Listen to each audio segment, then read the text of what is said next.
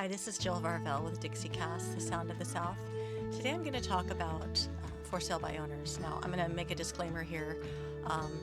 The Dixiecast is not a real estate podcast, and although I am a licensed real estate agent with eXp Realty, the opinions that I am going to share is based solely on my own experience. It is not legal advice, and it doesn't represent the opinions of my firm. So I'm just going to tell you about what it was like for me before I was licensed, while I was a title rep, and then while I was a realtor, so after ultimately I became licensed.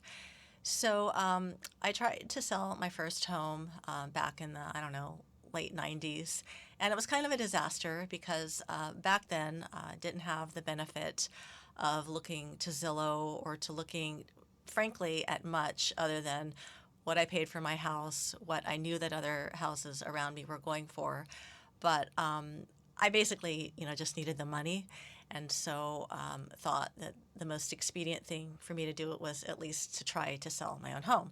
So one of the frustrating things was, of course, at the time I had 3 kids. They were little, and anytime somebody called me, it was usually just like somebody driving by who wanted to know what I was, selling for, and wanted, in some instances, maybe somebody wanted to see the house. So in any case, it was very difficult to try to be present while people were looking at the house. Now, one of the things that sort of put me at a disadvantage is I was not relying on the state forms. That doesn't matter what state you're licensed at.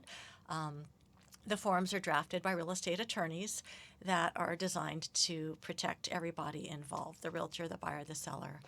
Moving ahead to when I was in Thailand, I have an almost 20-year prior career in title insurance. I worked in escrow for a while, and then I also worked as a title rep.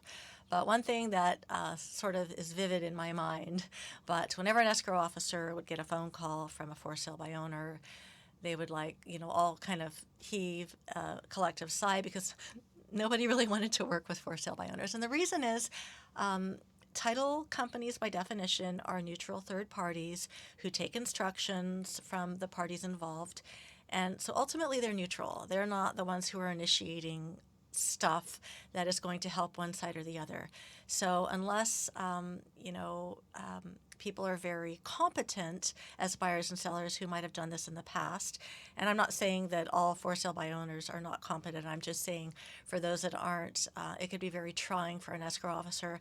And that is kind of what brought about, in some instances, where title companies will charge for sale by owners an upfront cost because, the justification is that they're going to be working harder. And so, and in a lot of cases, for sale by owners fall apart. The reason they fall apart is because the parties don't necessarily know the things to anticipate up front. Sellers, they're divorced, right? They live in a community property state. Maybe they're not on speaking terms with their former spouse. Well, that spouse, because it's community property, they're going to have to sign a quitclaim deed to deed off the property. One of the things that we anticipate up front, because we have knowledge of it, is to notify the title company, hey, you're going to have to find this spouse, you're going to have to get them the necessary forms so that they can deed off in a timely manner. So sometimes these things are not known up front, and often the way of finding these things out are to order a preliminary title commitment right up front. This will tell you to the extent that a given property might be encumbered. For example, is there a bankruptcy on it? If there's a bankruptcy on it, well, that's going to have to be, you have to have court permission to sell the property. So there's a whole host of things that often are the reason for a high fallout rate. So that's just one little thing. I know I'm kind of going into a little tangent here, but that's one of the things that I experienced as a title professional on the for sale by owner front. Lastly, I'll just discuss, I've probably handled, a handful, less than 5 transactions where I brought my buyers to a for sale by owner seller, and ultimately that seller elected to compensate me, but to be unrepresented. So that sounds fine, well, and good, but in an ultimate sense, I mean, I just maintain this from experience. Sellers are very rarely non-represented because they will need some assistance that they might, they just might not know the answer to because they are not like licensed or in the business. They haven't done this before, so they rely on somebody like myself. And of course, I'm working for my buyer, and so ultimately my fiduciary duty is to represent them in the best manner that I can. So, like for example, my buyer they get a home inspection, they find out that the roof needs repair or replacement.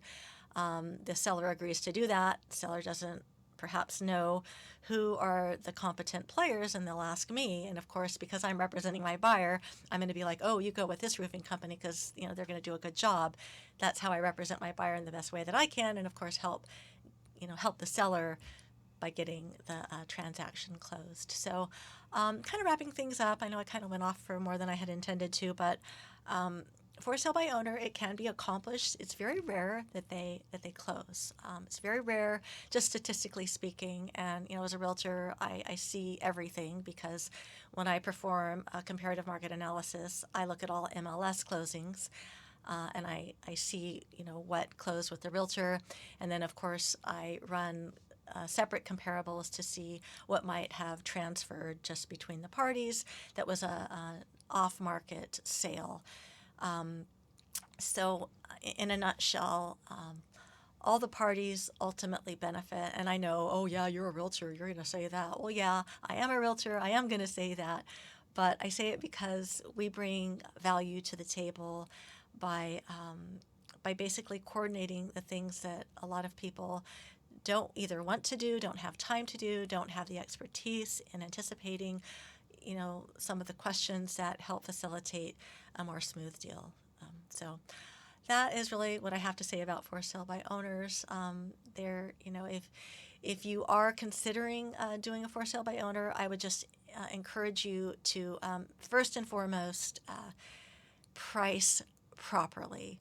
In the market that we're in right now, the likelihood of a home sitting on the market longer than it comparatively should, in light of other sales that are occurring with realtor representation, is pretty staggering.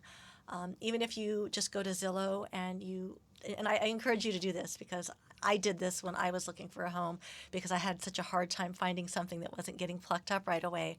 But go to the for sale by owners, and I would not be surprised if you find that the days on market are considerably more extended than just the regular realtor represented listings. So that's all I have to say about that. Thank you for joining Dixiecast today, and I hope to see you next week for another heaping helping of Southern comfort for your ears. This is Dixiecast.